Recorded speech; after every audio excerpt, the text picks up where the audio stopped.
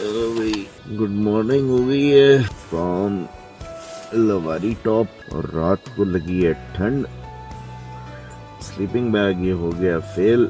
मेरा रूटीन का जो स्लीपिंग बैग था वो मैं नहीं लेके आया। वो थोड़ा सा वॉल्यूम वाइज ज्यादा लेता है, ये थोड़ा कॉम्पैक्ट था, इस वाले को मैं ले आया। मैंने कहा यार ये जगह कम ले रहा, तो आजकल तो वेदर भी सही है तो क्या टेंशन है।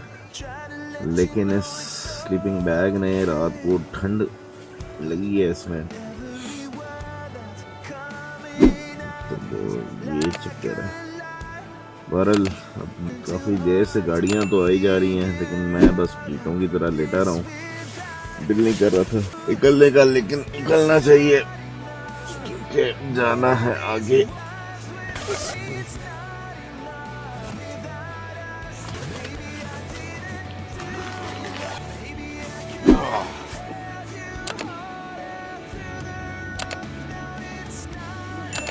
खड़ा है हमारा बाइक, ये है होटल।